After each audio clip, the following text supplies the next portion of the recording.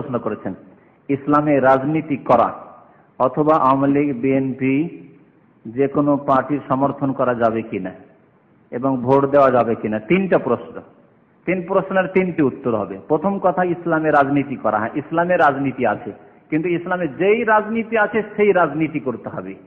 যদি কেউ গণতান্ত্রিক রাজনীতি করে তাহলে সে বিদাতি রাজনীতি করলো, মা আহাদাসু বাদাকা, হজে কাউসার থেকে মাহরুম থাকবে।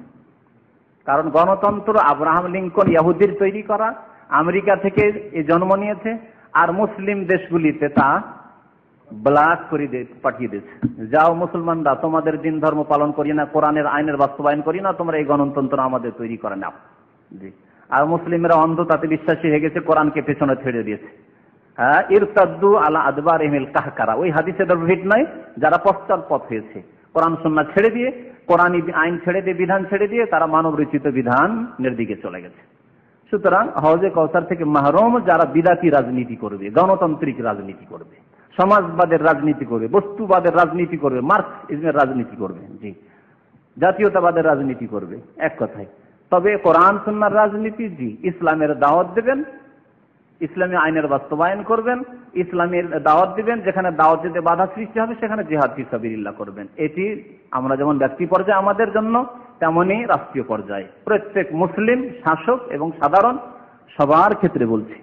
তো এই হচ্ছে ইসলামের রাজনীতি। নবী করিম সাল্লাল্লাহু আলাইহি ওয়াসাল্লাম যদি রাজনীতি না করবেন তাহলে জিহাদি কেন, লড়াই কেন করতে হবে?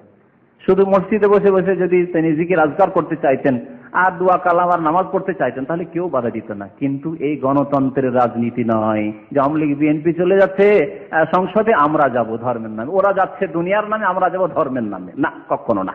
এই রাজনীতি বিদাতি রাজনীতি। তাহলে যারা ধর্মের নামেও রাজনীতি করছে, গণতান্ত্রিক রাজনীতি, তাদের রাজনীতি হচ্ছে বিদাতি রাজনীতি। আর যারা ধর্মের নামে নয়, যেমন আওয়ামী লীগ বিএনপি, এগুলি বিদাতি রাজনীতির সাথে সাথে অনইসলামিক রাজনীতি। আমি কুফরি শব্দটি ব্যবহার করলাম না, একটু সতর্কতামূলক, কারণ সতর্কতা হচ্ছে ভালো, নিজের জন্য নিরাপদ। কিন্তু কথা হচ্ছে যে আসলে এগুলি হচ্ছে কুফরি বিধান, এগুলি হচ্ছে কুফরি বিধান, এতে কোনো সন্দেহ নেই। কিন্তু যেই ব্যক্তি কুফরি বিধান আছে সেই কাফের হয়ে যাবে এটা সবসময় বলা যাবে না। অনেকে অজ্ঞ রয়েছে, অনেকে মূর্খ রয়েছে, অনেকে জাহেল রয়েছে, দিনের কোনো ইসলামের জ্ঞান নেই তাদের, সুতরাং তাদের ক্ষেত্রে বলা যেতে পারে যে তারা অনইসলামিক রাজনীতিতে রয়েছে।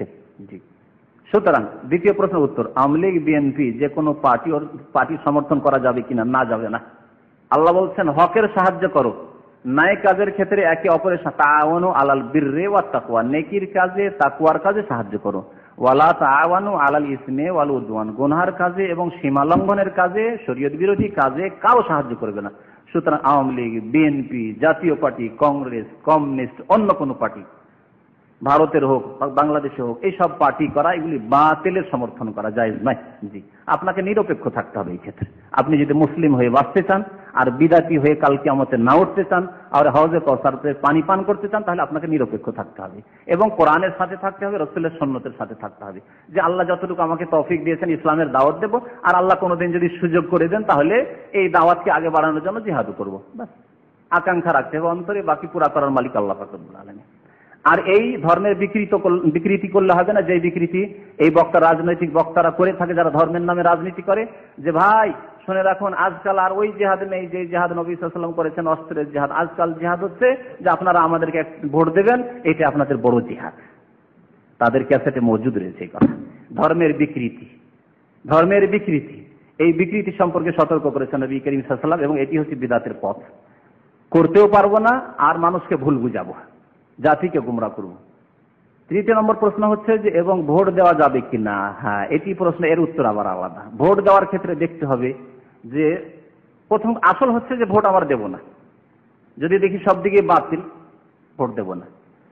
আর ভোটের পথ মানে গণতান্ত্রিক পথ, সুতরাং ভোট দেব না, এটি হচ্ছে আসল। কিন্তু এর ব্যতিক্রম কখন ঘটবে, যখন দেখা যাবে যে আপাতত আমি ভোট দিই বা আমাদের মতো কিছু লোক ভোট দিই আর না দিই, কোনো একজন আসবে, হয় আওয়ামী লীগ আসবে, না হয় বিএনপি আসবে, না হয় জামাত আসবে, কেউ আসবে।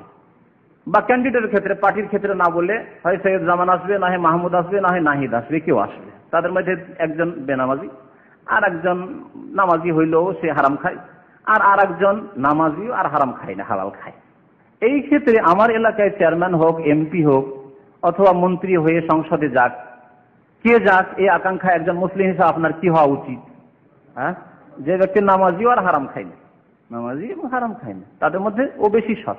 সুতরাং ওই লোকটিকে যাতে করে পাঠানো যায়, জনকল্যাণমূলক কাজ হবে, খেয়ানত হবে না, বেইমানি হবে না, আত্মসাৎ হবে না, সে গাড়ি বাড়ি করবে না, বরং গরিবদের বা গরিব দেশের উন্নয়নের জন্য কাজ করবে।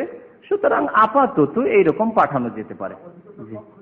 অধিকতর কম ক্ষতি হবে, সার অনিষ্টকে কমানোর জন্য আপাতত ক্ষণিকের জন্য ভোট দিব, কিন্তু এই গণতান্ত্রিক পদ্ধতিতে ইমান নিয়ে এসেও নাই, আর চিরকালের জন্য নাই, আর পার্টির লেভেলেও নাই যে পার্টিতে আছে সুতরাং আমাকে দিতে হবে। আজকাল ভোট তো অধিকাংশ হচ্ছে রিজার্ভ ভোট, তাই না? ভোট ব্যাংক বলা হয় ওখানে, কি ভোট ব্যাংক মানে ভোট ব্যাংক হয়ে আছে। কিছু দল আছে এমন বা পার্টি করে এমন যে ও যে আসুক, মদখোর যদি আসে আওয়ামী লীগকে ভোট দেবে, মদখোর যদি আসে বিএনপির মদখোর হয় তবু ওকে ভোট দেবে। অথচ হয়তো আওয়ামী লীগে একজন নামাজি আছে আর 100 লোক আছে, হতে পারে। মৌলভী সাহেব এক হুজুর বাংলাদেশে দাঁড়িয়েছিল, মনে হয় মন্ত্রী হয়েছিল নাকি ধর্মমন্ত্রী হয়েছিল, হয়নি? রুহুল আমিন। তো কথা হচ্ছে যে ব্যতিক্রম এরকম হতে পারে।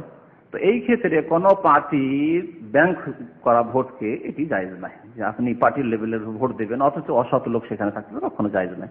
ভোট দিতে পারেন যে আমার এখানে কেউ একটা আসবে, সুতরাং ভালো লোকটি আসুক, এই জন্য ক্ষণিকের জন্য ভোট দেবেন, কিন্তু এই ভোটের পদ্ধতিতে বিশ্বাসী হয়ে নাই, আর তাদের সাহায্য সহযোগিতা করার উদ্দেশ্য নাই, বরং সারকে, অনিষ্টকে, খারাপকে, পায়খানাকে কমাবার জন্য।